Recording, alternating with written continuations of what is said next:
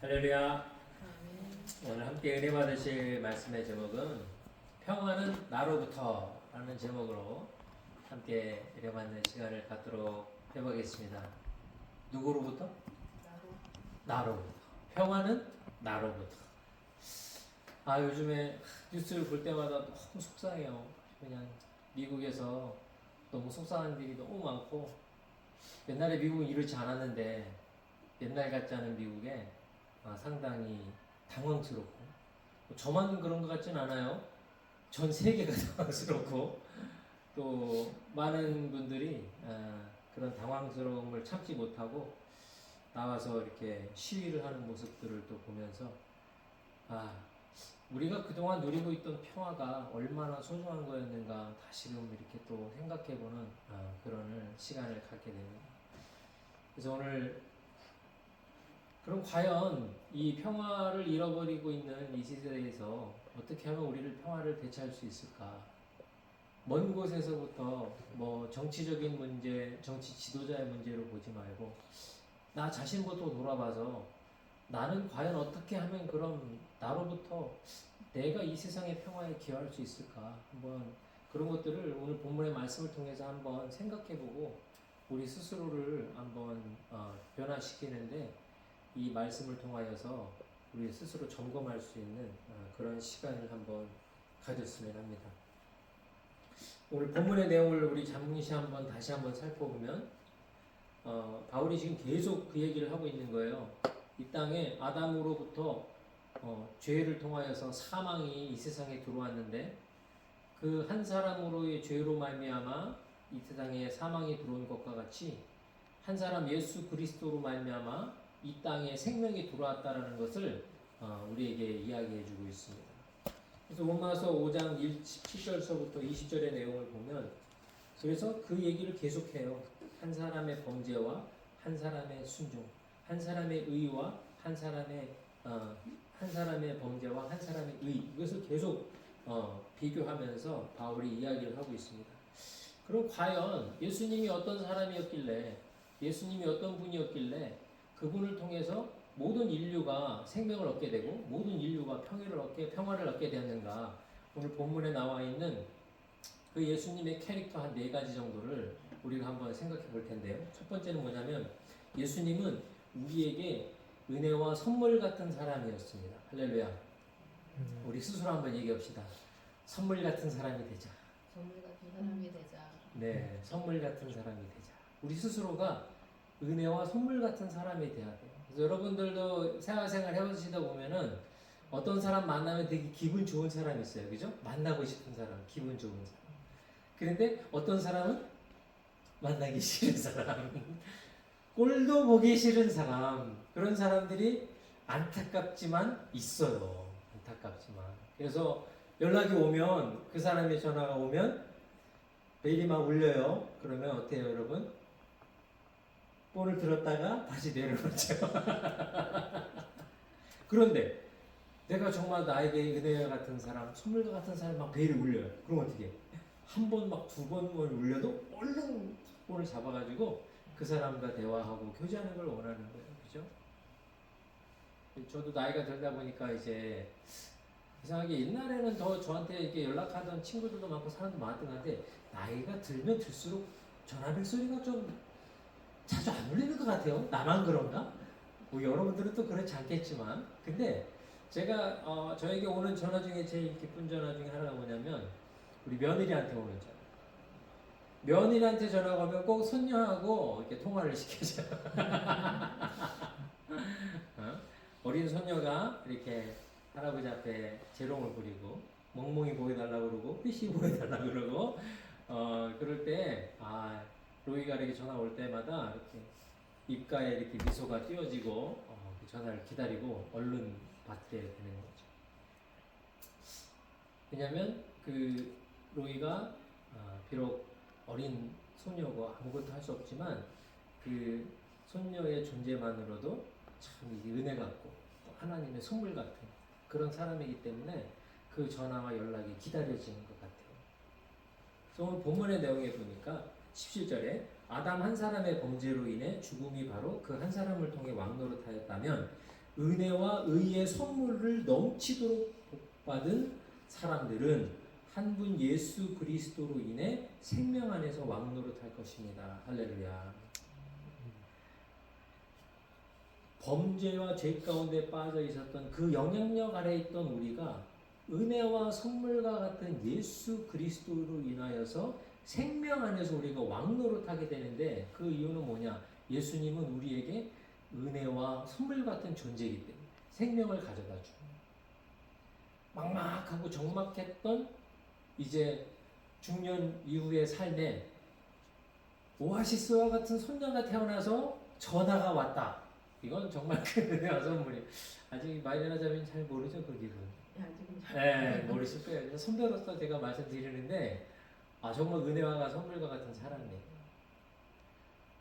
그래서 꼭 우리가 은혜와 선물과 같은 사람이 되기 위해서, 여러분, 우리가 돈이 많고 능력이 많고 막 우리가 막 그 사람들에서 뭘 해줄 수 있는 그런 사람이 아니어도 돼요. 로이만 봐도 그래요. 로이가 걔가 지금 이제 2살이 아직 안 됐어요. 걔가 뭘 할 수도 없고 뭘 해줄 수도 없어요. 그냥 무조건적으로 좋아해주고 웃어주고 그냥 그런 순수함만 갖고 있어도 우리에게는 정말 은혜와 같은 선물과 같은 그런 존재가 될 수 있어요. 그래서 내가 누군가에게 선물과 같은 사람, 산수와 같은 사람, 쉼을 줄 수 있는 사람, 과연 어떤 사람들이 그런 사람들이 될 수 있을까? 그런 걸 한번 살펴보면, 그럼 좀 약간 그런 사람들의 특징이 있어요. 그런 사람들은 자신보다 우리를 먼저 배려해 주는 사람. 배려해 주는, 그죠? 그 배려라는 게 어떤 거예요? 여러분들도 이렇게 누군가 얘기를 하다 보면, 얘기를 한참 하다가 다른 사람, 그 사람의 어려움에 대해서 공감도 하고 이해를 하고 그러다가 잠깐 이런 생각이 들 때가 있을 거예요. 불편한 진실을 이야기하고 싶을 때가 있을 거예요. 그죠? 저는 그런 경우가 되게 많았어요. 누군가 얘기를 하다가 한참 들어주다 보면 그 사람 잘못이 보이는 거야, 이제. 야, 그건 네가 이래서 이런 거지 라고 하고 싶은 말이 여기까지 이렇게 딱 와요. 근데 그 사람을 배려하기보다는 그건 내가 하고 싶은 말이야. 마리아나 씨도 그런 경우 있죠. 그게 우리게 이게 습관인가, 이게 병인가 봐, 어떻게 보면. 그 사람을 배려하기보다는 내가 답답한 이 무언가를 쏟아놓고 싶은 그런 우리의 어떤 욕구가 강하게 밀려오고. 근데 여러분도 아마 아실 거예요. 내가 누군가에게 이렇게 하소연을 하거나 누군가에게 이렇게 우리가 속 얘기를 할 때 우리가 우리 문제를 몰라서 얘기하는 경우는 많지 않아요. 사실 다 알고 있어요.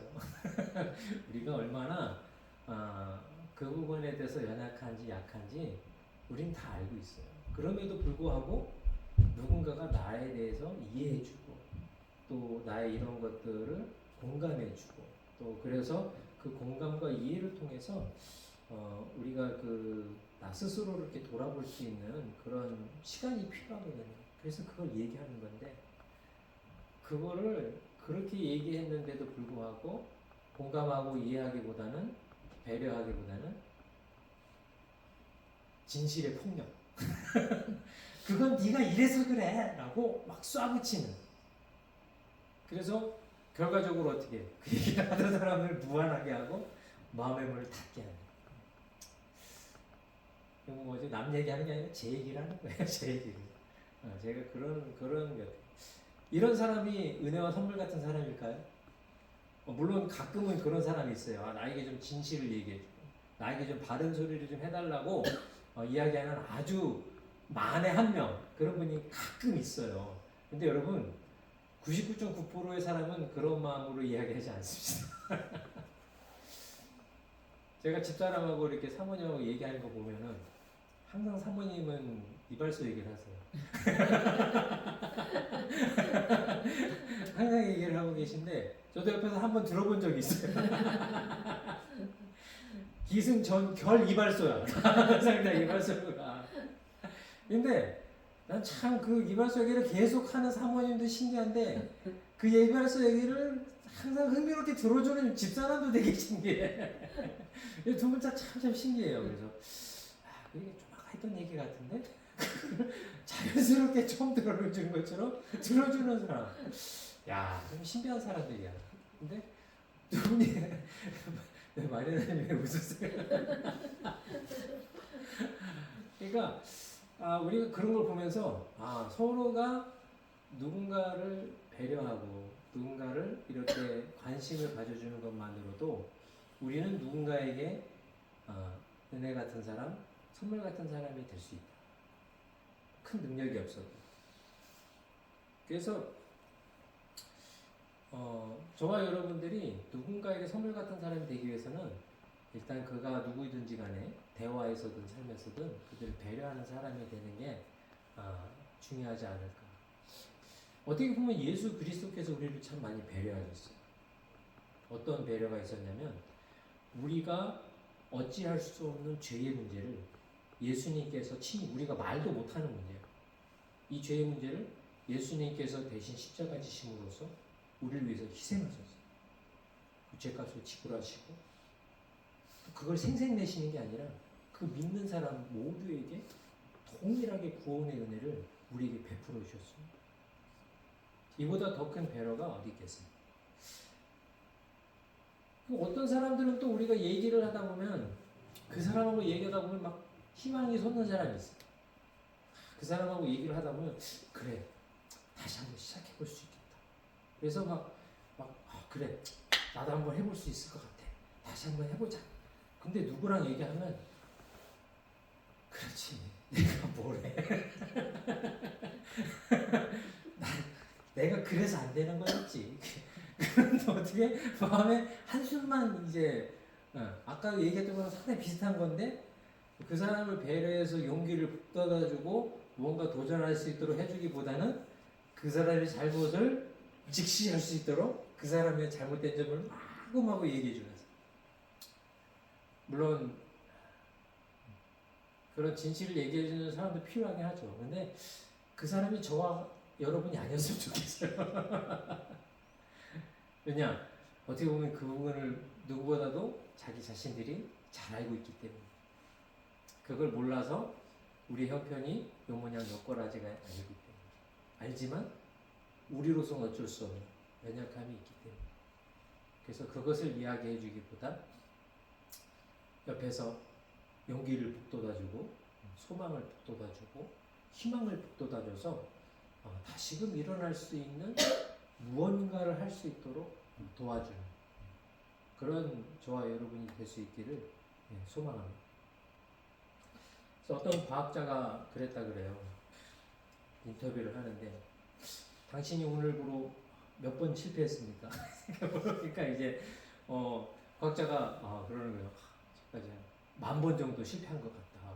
그래서 그러니까 그 기자가 물어본 거는 너 왜 이렇게 실패만 하냐? 라고 뜻에서 물어본 거죠. 근데 그 과학자가 그랬더니 나는 10,000번의 실패를 통해서 한 걸음 더 성공에 다가섰다. 보는 입장이 다른 거야. 야, 너는 10,000번이나 실패해서 그렇게 멍청해? 그렇게 못해? 너 그렇게 안 돼? 가 아니라 너는 10,000번이나 실패했기 때문에 한 계단씩 올라와서 성공에 10,000계단씩 가까워지고 있다라고 이야기할 수 있다는 거죠. 그래서 우리는 누군가의 부족함과 누군가의 연약함을 우리가 봤을 때 그것을 통하여서 더욱더 실망과 좌절에 빠뜨릴 수도 있고 그 사람으로 말미암아 오히려 너 바닥 쳤네. 너 이제 올라갈 일밖에 없어. 라고 얘기할 수도 있는 저와 여러분일 수도 있다라는 거죠. 근데 가만히 보면 우리가 언제 이렇게 다른 사람을 배려하고 다른 사람에게 용기를 북돋아주는 그런 사람이 될 수 있느냐? 우리가 그 사람을 사랑할 때 가능한. 우리가 그 사람을 사랑하지 않으면 이건 그냥 이빨린 그냥 말에 지나지 않습니다. 하지만 우리가 그 사람들을 정말 사랑할 때 예수님처럼 사랑하지 못하더라도 예수님처럼 사랑하고자 노력할 때 우리는 그렇게 할 수 있죠. 여기서 우리가 얻는 하나의 큰 힌트는 뭐냐면요. 우리가 평화의 사람이 되기 위해서 이렇게 선물 같은 사람, 다른 사람을 배려하고 용기를 북돋아주고 그러는 사람이 돼야지 라고 이야기하는 것이 먼저가 아니라 어떻게 보면 그 먼저는 뭐냐면 내가 그 사람을 사랑하기 때문에 그 사람에게 선물과 같은 사람이 되고 내가 그 사람을 사랑하기 때문에 그 사람에게 은혜와 같은 사람이 되고 내가 그 사람을 사랑하기 때문에 그 사람을 배려하게 되고 내가 그 사람을 사랑하기 때문에 그 사람에게 용기를 북돋아주는 사람이 된다라는 거죠. 닭이 먼저냐 알이 먼저냐가 뭐 말 그런 것 같지만 어떻게 보면 우리가 누군가를 사랑한다라는 그 전제가 없으면 이렇게 우리가 누군가를 배려하고 선물이 된다는 것 자체가 상당히 힘들고 무의미한 것이 될 수가 있다는 거예요.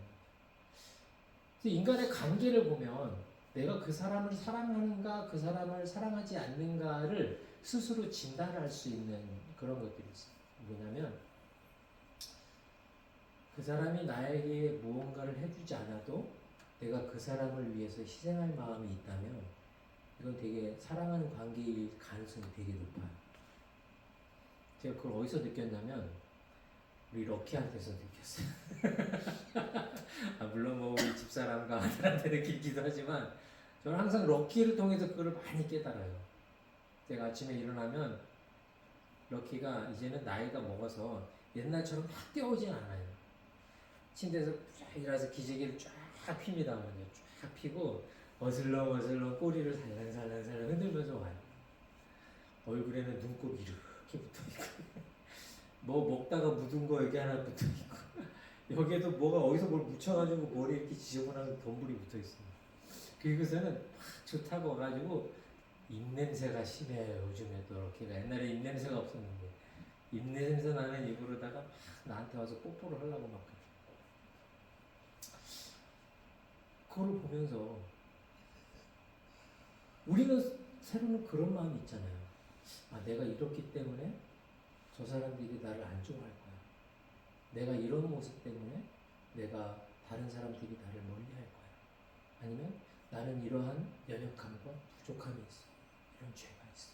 이런 잘못이 있어. 우리 스스로 항상 그런 길티 필링들을 갖고 그거에 노예가 되어 살아갈 때가 있죠. 근데 럭키는 그런 거를 다 볼까요? 안 볼까요?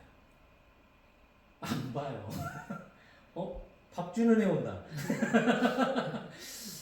나 오줌 여주는 애 온다. 그리고 일어나서 럭키도 또 나를 만날 때 여기에 뭐가 묻어있던 여기에 뭐가 묻어있던 눈곱이 껴있던 신경 쓰지 않아요.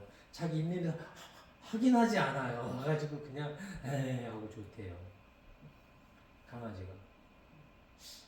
여러분 그걸 보면서 우리가 스스로 한번 생각해봐야 될 게 있어요. 그게 뭐냐면 내가 누군가를 좋아할 때 내가 누군가를 사랑할 때 내가 원하는 어떤 조건이 있는 내가 원하는 조건이 충족되지 않는 것 때문에 내가 그 사람과의 관계가 불편한가? 사람 관계에선 그런 관계가 있을 수 있거든요.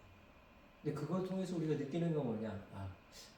내 사랑이 어딘가 부족하구나. 어딘가 문제가 있구나. 왜냐면 그건 사실은 사랑이라기보단 거래에 가까워요. 왜냐? 내가 이러한 서비스를 제공하기 때문에 너는 나에게 이러한 리액션이 필요하다는 거래. 예수님께서 우리에게 베풀어 주신 이 생명의 선물은요. 그래서 우리에게 더 큰 충격으로 다가오는 거예요. 아무런 조건이 없어요. 정말 순수한 희생. 왜? 우리를 사랑하기 때문에. 그래서 만약 저와 여러분이 누군가에게 정말 선물과 같은 누군가에게 은혜와 같은 배려와 용기를 북돋아주는 그러한 관계와 사람으로 되려면 저와 여러분이 먼저 순수하게 그 사람들을 사랑할 수 있어요. 조건이 없이. 근데 그런 조건들이 만약에 우리 마음속에 있다면요. 우리가 그 사람들을 사랑할 수가 없어요. 왜? 그 조건 때문에 우리에게는 일단 불만족이 있고 또 그 사람들에 대한 거리감이 생기게 되고 내 마음속에 불편함이 있어요. 근데 그런 게 없으면요, 우리는 자연스럽게 그냥 내가 어떤 모습이든 간에, 내가 어떤 모양이든 간에 자연스럽게 다가가서 배려해주고, 들어주고, 이해해줄 수가 있어요. 어떻게 보면은 저희는 그러한 사랑하는 방법을 이렇게한테 좀 배워야 될 것 같아요. 나 스스로를 챙기고 돌아보고 판단하는 게 아니라 그냥 순수하게 있는 모습 그대로 받아들이고 아무런 기대 없이. 물론 럭키는 저에게 항상 음식을 기대해요. 네. 그런데 밉지 않죠. 그렇다고 해서 더 주진 않습니다. 네. 사랑하니까 건강을 유지해줘야 되니까.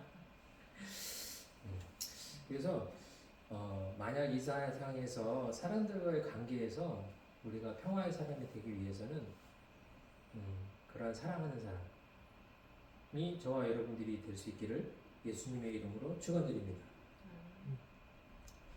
두 번째, 우리가 평화의 사람이 되기 위해서 한번 본문을 통해서 한번 생각해 볼 것은 의로운 행동을 하는 사람이에요. 의로운 행동을 하는 사람. 우리 스스로 한번 얘기해 봅시다. 의로운 행동을 하는 사람이 되죠. 네, 의로운 행동을 하는 사람이 됩시다. 의로운. 여러분, 의로운 행동이라고 생각하면 문득 생각나는 게 어떤 행동이에요?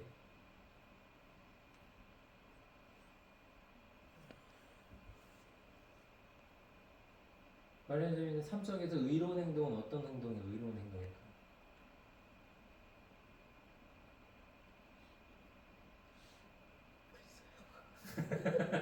우리가 의하고 좀 거리가 멀어서 네, 이게 뭐 너무 어렵게 생각하지만 뭐 어떻게 보면은 사회적으로는 법을 지키고 그죠? 법을 어기지 않고 또 누군가를 배려해서 희생적인 행동을 하는 것이 어떻게 보면 의로운 행동 중에 하나겠죠. 그래서 뭐 의로운 사람이다 하면은 뭐 불의에 항거하고 또 약한 자를 돕고 또 누군가를 위해서 희생하는 그런 것들을 의로운 행동이라고 하잖아요. 그죠? 그래서 사회적으로는 의인들이 어떤 사람이냐면 이렇게 사회운동했던 사람, 그죠? 우리가 알고 있는 뭐 마틴 루터 킹 주니어 목사님 같은 사람, 테레사 수녀 같은 분들. 그러고 보니까 의로운 사람이 세상에 많아요, 적어요. 세상적인 기준으로 봤을 때 의로운 사람이 이렇게 많지는 않은 것 같아요. 그죠? 뭐, 의인 하면은 뭐 이렇게 위인전, 해가지고, 위인전집 하면 이렇게 또, 이렇게 딱 보면은 사실 많지 않아요. 그 뭐, 나이팅게일 뭐 해가지고 우리가 어렸을 때부터 읽었던 의인 이렇게 딱 보면은. 근데 그런 분들은 어떻게 보면은 좀 되게 좀 탁월한 의로운 분들이었죠. 그러면 우리가 그 의의 기준을 좀 쫙 낮춰서, 우리 가정생활에, 생활에 있어서의 의로운 사람들은 어떤 사람일까?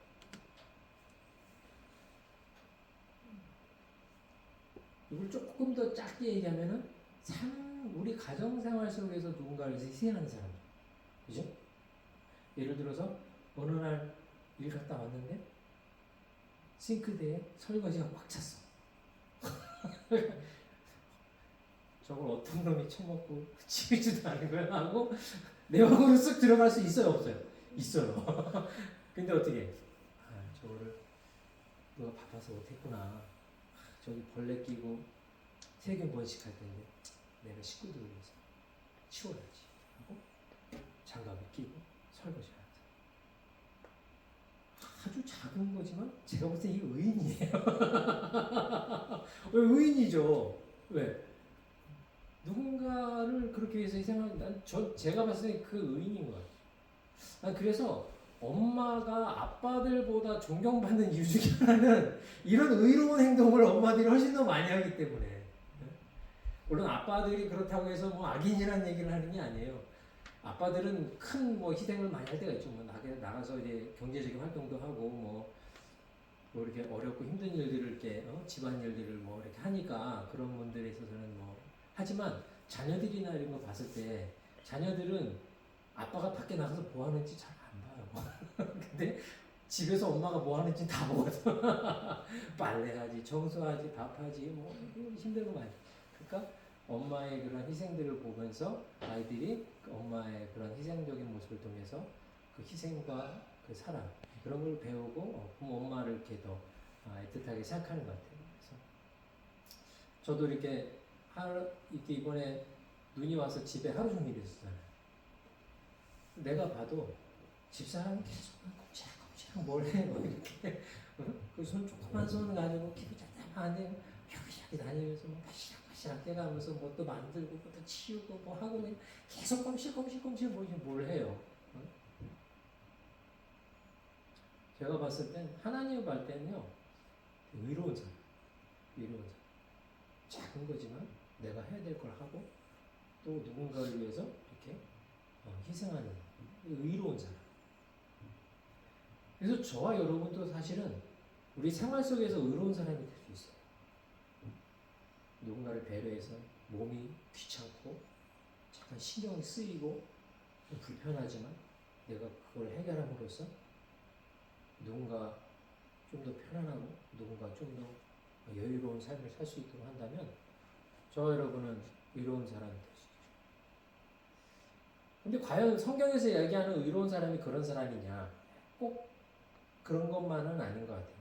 물론 그것도 중요하긴 한데 성경에서 의인이다라고 하나님이 직접 이 사람은 this man is a righteous man 라고 의로운 사람이다 라고 얘기하는 사람들이 몇몇 있어요.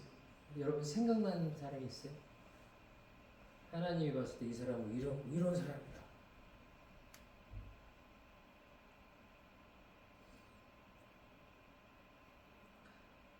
딱 세 사람만. 첫 번째는 노아를 하나님이 이야기하실 때에 그 사람은 당대의 완전한 자, perfect man. 그 시대를 통틀어서 this is perfect하게 의롭다, righteous man. 그래서 하나님이 노아에게 뭘 시켜요? 인류를 그 홍수의 재난으로부터 구원하는데 노아가 쓴 거죠. 그 의로운 사람 한 사람.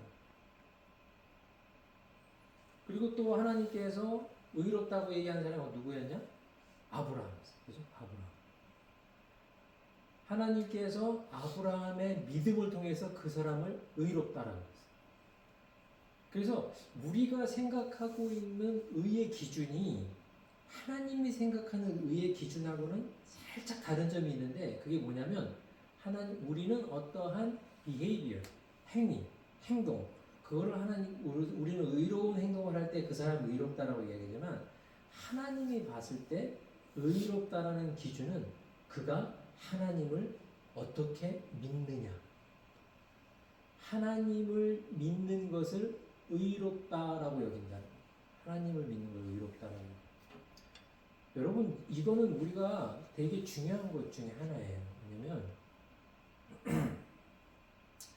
여러분들이 강아지들을 키우다 보시면 아실 거예요. 어떤 개가 좋은 개냐면 주인에게 충성하는 개가 좋은 개. 그죠? 집 잘 키우고. 좀 럭키는 되게 좋은 개예요. 럭키 집을 엄청 잘 지켜요. 럭키가 집을 밖에 사람들이 왔다 갔다 하잖아요. 그러면 막 야수처럼 짖어요. 금방 나가갖고 막 가서 막 어떻게 해코지 할 것처럼 막 짖어요. 막. 그래서 집 잘 키우면 좋은 개구나. 한 번은 내가 이렇게 밖에서 일을 하고 있는데 누가 럭키 오줌을 넣어준다고 문을 열었어. 근데 얘가 나를 달려드는 거야. 나한테 달려드는 거야. 막 뛰어오더라고요. 한참 오다가 난 걸 알아보고 내가 다른 사람인 줄 알았나? 확 와서 나를 알아보고 있지. 막 못 알아보고 와서 날 물었으면 어떻게 될까요? 그날 뭐 럭키는 쉘터에 가는 거지. 주인도 몰라보는데 그냥 쉘터로 가야지. 그래서 다른 주인 만나야지. 주인을 몰라도. 이 얘기하면은 내가 진짜 속 좁은 아빠라는 게 다시 한번 내가 증명이 되는데 어떤 일이 있었냐면 저는 이제 아들 셋이랑 같이 이제 교회 대학 축구 리그를 한 적이 있거든요. 근데 이제 저도 이제 축구를 잘 못하고 그러는데 아이들이랑 같이 하는 게 너무 신나고 좋았어요. 그래서 주일 예배 끝나고 이제 교회에 대한 리그 때문에 같이 다 운동복 갈아입고 다 축구를 나갔어요. 으쌰으쌰 하면서 막 나가서 막 그랬는데 하루 이제 경기를 하고 있는데 상대편 선수가 저를 태클을 해서 제가 넘어졌어. 내가 넘어졌어. 그래갖고 근데 내가 넘어졌으면 이제 아들이 전 셋이잖아요. 그럼 어떻게 될 것 같아요? 제가 기대하는 거예요. 당신은 우리 아빠 넘어뜨려 막 그러고 와서 막 이렇게 해줄 줄 알았어. 그랬더니 막내가 딱 오더니 아빠 일어나. 아빠가 잘못했어.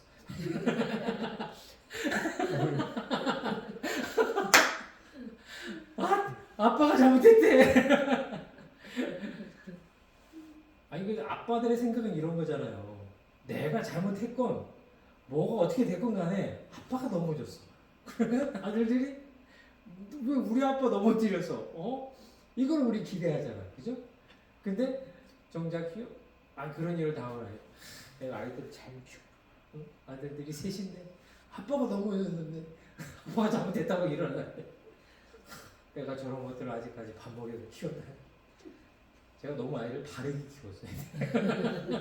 의롭게 키웠어요, 의롭게. 응? 아빠 편들게 키웠어야 되는데 의롭게 키우다 보니까 부작용이죠. 근데 우리가 생각하는 건 사실 우리는 단순하죠. 그냥 나한테 잘하면 그게 내 편이야. 그게 맞고 틀리고가 중요하지 않아. 그래서 어떤 사람이건 간에 날 알아보고 날 좋아해주면 그게 좋은 거야. 그죠? 근데 이런 게 하나님도 똑같더라는 거야. 똑같아, 하나님도 그래, 착한 거 좋아. 정직한 거 좋아. 다 좋아. 근데 뭐가 최고냐? 하나님 믿는 거. 아니 생각을 해보세요. 아브라함이 하나님 앞에서 믿음의 조상으로 하나님 인정했어. 근데 어느 날 하나님, 야, 너 아들 하나 있잖아. 그거 나한테 제물로 바쳐야겠다. 오늘 얘기하시면 그래갖고 제물로 바쳐라. 여러분 그거 정말 얼마나 황당한 얘기예요. 하나님이 주실 땐 언제고 달라고도 안 했는데 자기가 굳이 주시겠다고 주시고 굳이 주셔가지고 금지옥엽 정성껏 키우고 있는데 애가 얼마나 예쁘고 또 재롱도 늦지막히 또 아이를 얻었으니까 얼마나 좋았겠어. 바치게 돼. 우리가 아마 아브라함이었다면 하나님께 따질 이유가 100만 가지가 넘었어. 하나님이 그렇게 째째한 분이냐서부터 줄 때만 재고 가져가려고 그러냐, 이런 하나님이면 내가 다른 하나님을 믿을까 그랬다. 하여간 우리가 할 말이 엄청 많았을 것 같아. 근데 아브라함은 그냥 입 닥치고 가서 하나님이 하라는 대로 했어. 하나님 보실 때 이거 진짜 내 사람이구나. 얘는 진짜 내 새끼구나 하는 생각이 들지 않았을까요? 왜? 그게 옳고 그런 게 중요한 게 아니라 하나님을 의지하는 게 아브라함한테 중요한 거예요. 그래서 하나님이 갖고 있는 의의 개념은 우리의 의의 개념하고는 살짝 달라요. 근데 이게 언제 가능하냐? 절대적으로 하나님을 의지할 때. 절대적으로. 우리한테 세컨 초이스가 있으면 하나님만이 유일한 우리의 의지할 수 있는 첫 번째 초이스예요. 만약에 아브라함한테 뒷배가 있었다고 한번 생각해 보세요. 하나님이 비록 그렇게 하라 그랬어도 아브라함이 그걸 불순종했을 때 커버해 줄 수 있는 무언 뒷배가 있었다. 그렇다면 아브라함은 그렇게 못했겠지. 그렇죠? 근데 아브라함에게는 그런 뒷배가 없었어. 선택의 여지가 없어. 왜냐? 하나님만이 유일한 아브라함을 위한 창조주이시고 공급자이시고 모든 것을 인도하시는 절대적인 하나님이에요. 세컨이 없었어요. 오직 유일한. 그래서 저와 여러분이 이러한 하나님만 절대적으로 의지하는 삶을 살아간다면요, 저와 여러분은 의로운 사람이 될 수밖에 없어요. 근데 우리가 왜 의로운 행동을 우리 삶 가운데서 잘 못하게 되냐면요, 이렇게 하나님을 의지하고 하나님을 의뢰하는 생각보다 나 자신을 의뢰하고 나 자신을 의지하는 삶을 살 때 우리는 누군가를 위한 희생의 행위를 할 수 없어요. 왜? 나도 피곤한데, 나도 하루 종일 일하고 왔는데, 저 싱크대에 있는 쌓여 있는 저 설거지들은 어떤 놈이 먹고 안 치운 거야? 이 피곤한 나를 불편하게 만드네. 에이 기분 나빠 하고 얼른 문 닫고 방에 들어가서 입을 푹 뒤집어 쓰고 왜? 내가 피곤하니까. 생각이 언제 나한테 와 있어. 나. 그래서 나 먼저 생각하는 사람은 의로운 사람이 될 수가 없어.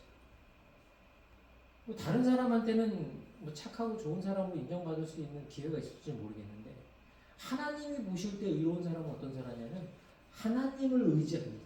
하나님. 그래서 하나님을 의지하기 때문에 나보다도 하나님 먼저, 나보다도 이웃 먼저, 나보다도 가족 먼저 신경 써줄 수 있는. 이러다 보니까 점점 평화는 나로부터 시작하기 어렵다는 게 느껴지죠. 내가 누굴 사랑하지도 않아. 그렇다고 의롭지도 않아. 누군가를 위해서 희생하고 싶지도 않아. 그러니까 평화는 물 건너갔네. 라고 우리가 생각할 수 있어요. 근데 여기 우리에게 한 가지 큰 소망의 말씀이 있습니다. 20절 말씀. 20절 말씀에 뭐라고 그러냐면 율법은 범죄를 더하게 하려고 들여왔습니다. 그러나 죄가 더한 곳에 은혜가 더욱 넘쳤습니다. 할렐루야. 뭐가 어떻게 됐다고요? 죄가 많은 게 더 뭐가 됐다고요? 은혜가 됐다라는 거예요. 말씀은 여러분 이거 되게 중요한 말씀이에요. 자, 죄가 많은 곳에 은혜가 많다라는 건 뭐예요? 자, 예를 들어서 여러분들이 부자한테 돈을 빌렸어요. 우리 마리나 자매님은 200만 빌렸어요. 그리고 우리 엄사모님은 20만 불 빌렸어요. 그 부자한테서. 그렇죠? 어느 날 부자가 딱 둘을 불렀어. 마리아, 요즘 경기가 어려우니까 돈 갖기 어렵죠. 자, 오늘부로 여러분들 죄를, 여러분들 죄, 여러분들의 빚을 탕감해 주겠습니다. 그랬어요. 그러면은 마리나 자매는 얼마 탕감받은? 200만 불, 200만 불. 사모님은 20만 불. 둘 다 탕감받은 건 같은데 느낌이 어때요? 느낌이 다르지. 네, 나는 200만 불 탕감받았고 20만 불.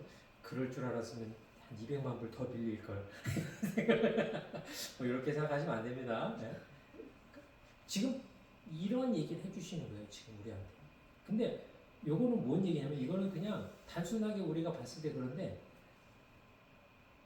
저는 여기서 뭘 보냐면요. 하나님 앞에 정직한 사람과 정직하지 않은 사람을 보게 돼요. 뭐냐면 여러분 내가 스스로 내가 어떠한 죄가 있고 내가 어떠한 연약함이 있고 내가 어떠한 부족함이 있는지 정직한 사람, 솔직한 사람은요. 하나님 앞에 내가 탕감받은 죄가 얼마나 큰지 더 많이 알 수 있어요. 하지만 자기 스스로에게 정직하지 않은 사람은요. 다 자기의 잘못을 조그맣게 봐. 조그맣게. 그렇기 때문에 예수님이 우리를 위해서 희생하시고 용서하시고 탕감하신 게 작아지는 거예요. 저는 여기서 되게 중요한 걸 보는 게 만약 저와 여러분이 우리의 연약함과 부족함을 솔직하게 하나님한테 얘기할 때 우리는 그것을 통하여서 그것이 변화되고 탕감받을 수 있는 가능성과 또한 변화됐을 때의 그 기쁨이 훨씬 더 클 수 있다는 것을 우리는 발견하게 됩니다. 그리고 성경에 보면은 대표적인 사람이 다윗과 같은 사람. 다윗이 하나님 앞에 큰 죄를 저질렀어요. 여러분 아실 거예요. 바세바라는 자기가 총애하는 그러한 장수의 와이프를 데려다가 못된 짓을 했어요. 못된 짓을 하고 그 장수를 어려운 사지에서 죽게 만들었어요. 근데 나단이라는 선지자가 하나님의 말씀이 임해가지고 다윗에게 가서 그 죄를 이야기했어요. 양 99마리 있는 사람이 있는데 양 한 마리 있는 사람의 양을 뺏었다. 왕이여, 이 사람을 어떻게 하면 좋겠냐. 그놈을 당장 잡아들여 하역시키고 매우 쳐라. 이렇게 얘기했어요. 그랬더니 그게 너야. 그게 너야. 남 얘기할 게 없어. 그게 너야. 라고 얘기했어요. 그랬더니 다윗이 어떻게 했을까요? 이 나란 선지자의 목을 당장 쳐라. 얘기 그렇게 할 수 있는 왕이었어요. 그만큼 절대적인 힘이 있어요. 그렇지만 다윗이 그 자리에서 바로 무릎 꿇었죠. 그리고서 고백해서 지은 시가 시편 51편이에요. 시편 51편에 보면 참 너무 은혜가 되고 참 귀한 고백이 담겨져 있어요. 전 여기서 다윗 왕의 위대함을 봐요. 이 사람이 정말 하나님 보시기 큰 사람이었구나. 왜? 자기의 잘못과 연약함에 대해서 솔직할 수 있으니까. 정직한 사람, 정직한 사람. 그래서 여러분, 우리가 평화의 도구로서 우리의 커뮤니티와 우리 가족들과 우리 친구들 그리고 이 지역사회에 쓰임받는다는 건 너무 원대하고 너무 크게 보일지 모르지만 지금 우리가 이 말씀을 통해서 보게 되는 우리 스스로에게 정직하고 하나님 앞에 솔직하고 이러한 요소들만 하나님 앞에 우리가 드려질 수 있다면요, 저와 여러분은 우리 가정에서 커뮤니티에서 평화의 도구로 쓰임받을 수 있는 그런 사람이 될 줄 믿습니다. 이번에 그 아이스의 단속 활동을 잘못을 지적하다가 시위하다가 그 남자 간호사가 죽었잖아요.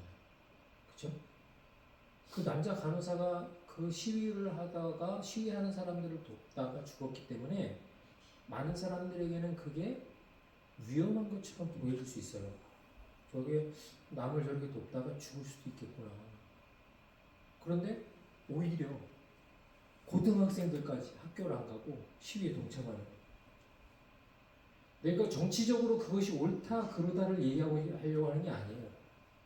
어떻게 보면 이 평화라는 것은 나 스스로를 보호하고 나 스스로를 보존하려고 하기보다는 누군가가 바른 것을 행하기 위하여서 목소리를 내고 한 발짝 더 나가는 거예요. 근데 그것이 꼭 우리가 이런 어려운 상황에서 밖에 뛰쳐나가서 손들고 피켓을 들고 구호를 외쳐야만 그것이 사회적인 변화를 이끌어내는 것이냐? 물론 그럴 수 있으면 여러분 그렇게 하는 것도 좋아요. 하지만 더 중요한 건 뭐냐면 우리의 삶의 작은 부분들에서 누군가가 치우지 못한 눈 때문에 넘어질까 봐 그것을 치우는 한 사람의 작은 삽질, 아니면 저 싱크대에 쌓여있는 더러운 그릇들 때문에 집안의 환경이 오염돼서 우리 가족이 아프게 될까 봐 그거를 지친 몸을 이끌고 집에 왔지만 기쁜 마음으로 설거지를 끝내는 한 사람의 희생. 저는 여기에 저와 여러분이 평화의 도구로 쓰임받을 수 있는 첫 걸음이 시작된다고 생각합니다. 저와 여러분이 그렇게 위대하고 훌륭한 사람이 아니어도 돼요. 우리가 어떤 사람이면 그게 가능하냐면요, 정직한 사람. 나 스스로 얼마나 연약하고 부족한지 하나님 앞에 사람 앞에 꾸미고 치장하기보다는 솔직하게 이야기할 수 있고 그것을 위하여서 기도를 부탁할 수 있고 기도할 수 있는 그런 사람. 그리고 누군가를 사랑하기 때문에 나 먼저 돌아보지 않고 누군가를 위해서 희생하려고 하는, 누군가를 사랑하기 때문에 그렇게 하고자 하는 그런 마음이 있는 사람이면 저와 여러분은 평화가 우리를 통해서 이루어질 수 있는 그런 삶을 저와 여러분이 경험하게 될 줄 믿습니다.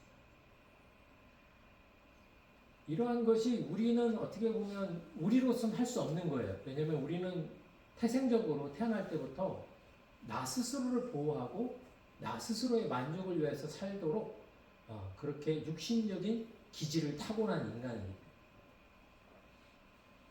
근데 성경은 이러한 기질을 타고난 인간이다 할지라도 하나님의 말씀을 따라 살 수 있는 기회와 그러한 찬스가 있는데 어떨 때냐? 본문에서 19절 말씀입니다. 한 사람의 불순종으로 인해 많은 사람이 죄인이 된 것처럼 한 분의 순종으로 인해 많은 사람이 의인이 될 것입니다. 할렐루야. 누구로? 한 사람. 한 사람의 불순종으로 모든 사람이 사망에 이른 것 같이 한 사람의 순종으로 모든 사람이 의롭게 되는 역사. 예수님의 역사. 여러분의 집안에도 여러 가족의 멤버들이 있을 수 있어요. 하지만 그 모든 가족의 사람들이 다 잘할 수는 없어. 하지만 누구? 한 사람. 한 사람만이라도 그 가족들을 위해서 희생하고 한 사람만이라도 누군가가 가족들을 위해서 기도하고 희생할 수 있다. 그 가족은 행복한 가족이에요. 근데 그게 누가 될 수 있느냐? 순종하는 사람. 하나님의 뜻에 순종하는 사람.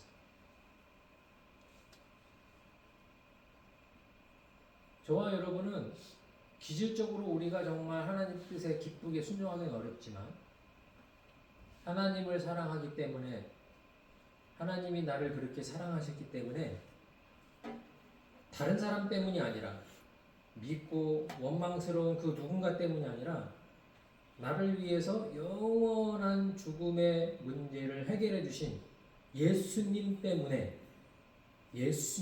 순종하는 사람이 저와 여러분 될 수 있기를 축원드립니다. 이게 돌아서 다시 원점으로 왔는데요. 평화가 우리로부터 시작하려면 우리가 그 예수님을 사랑하는 사람입니다. 그래서 예수님을 사랑하기 때문에 그 인간이 미워도 예수님을 사랑하기 때문에 이걸 내가 하기 싫어도 내가 예수님을 사랑하기 때문에 이 상황이 어려워도 하나님의 말씀에 순종하여 희생하고 섬기는 사람, 그 사람을 통하여서 우리 가정과 커뮤니티와 우리 공동체에 나로부터 평화가 이루어질 줄 믿습니다. 그래서 그러한 삶을 저와 여러분들이 한 주 동안 경험해보고 시험해보고 또 다음 주에 우리가 만났을 때는 방따서워서 감사했다고 얘기하는 것도 물론 감사하고 좋은 일인데 우리가 그러한 삶을 평화를 실천하고 그 평화에 쓰임받은 것 그런 것들에 대한 감사를 나눌 수 있는 저와 여러분 될 수 있기를 소망합니다. 기도하겠습니다. 은혜와 사랑이 많으신 하나님 감사합니다. 세상에 정말 힘들고 어려운 일들이 많이 있습니다. 가정 안에도 또 여러 가지 힘들고 어려운 문제들이 있습니다.